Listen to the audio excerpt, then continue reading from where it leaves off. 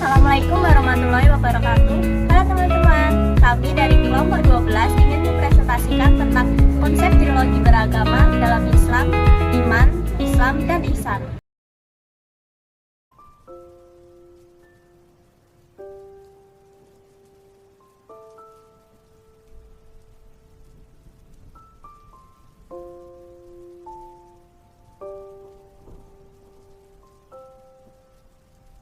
Kita akan membahas tentang apa sih konsep trilogi beragama dalam Islam.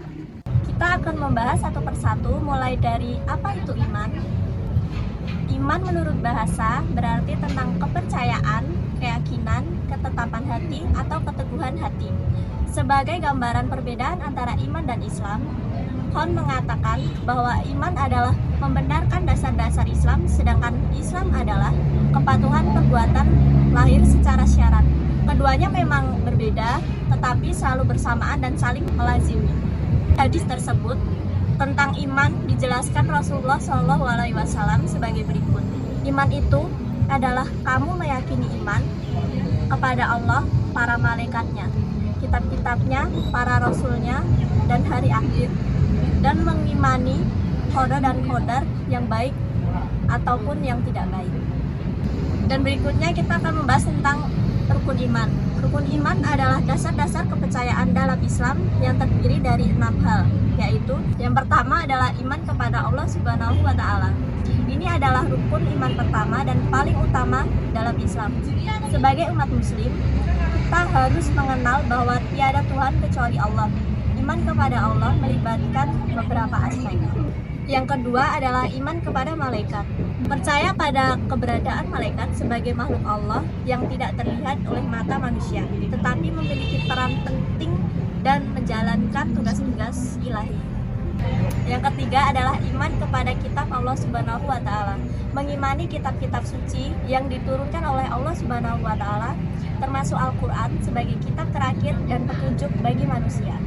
Yang keempat yaitu iman kepada Nabi dan Rasul. Percaya pada para Nabi dan Rasul yang diutus oleh Allah untuk membawa risalahnya kepada manusia. Contohnya, Nabi Muhammad SAW adalah Rasul terakhir. Yang kelima, iman kepada hari kiamat.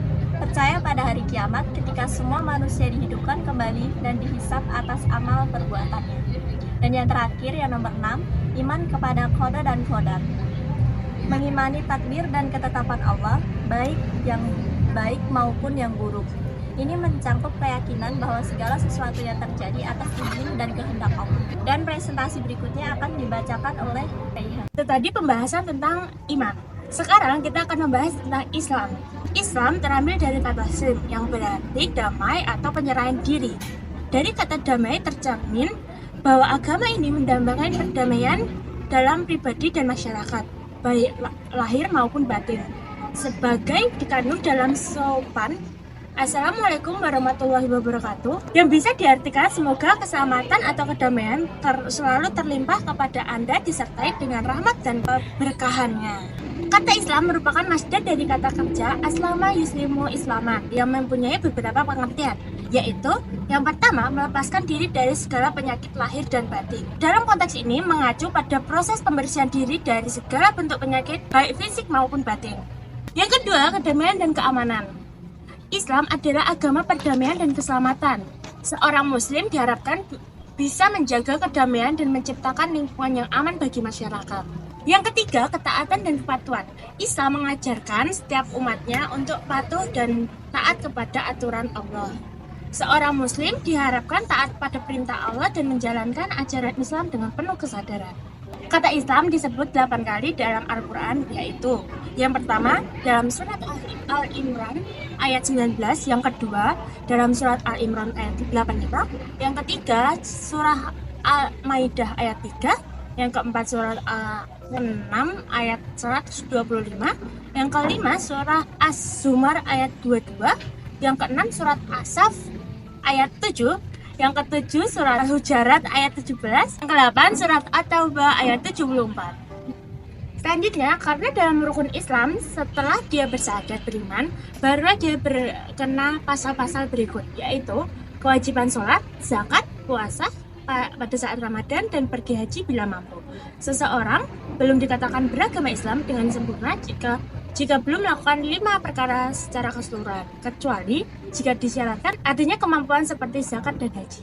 Presentasi berikutnya akan dijelaskan oleh teman saya yaitu Aldi. Nah, yang terakhir kita akan membahas tentang ihsan. Ihsan adalah tingkat tertinggi dalam trilogi ajaran Islam. Ini mencakup pencapaian kesempurnaan dalam ibadah dan kehidupan sehari-hari. Ihsan adalah kesadaran akan kehadiran Allah yang terus-menerus sehingga seseorang beribadah seolah-olah melihatnya.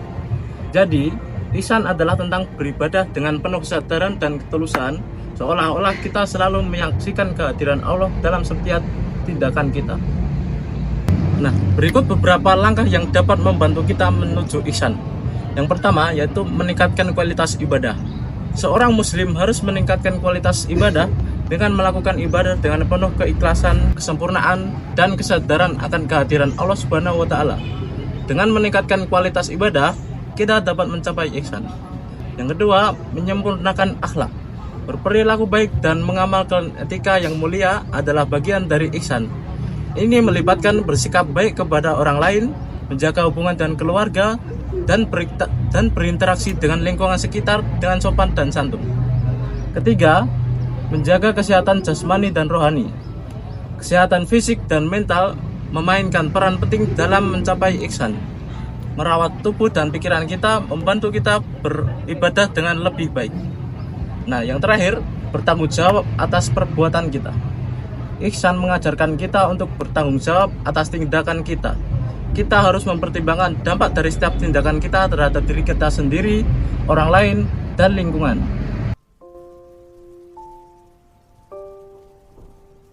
Nah, itu tadi hasil dari diskusi kelompok kami.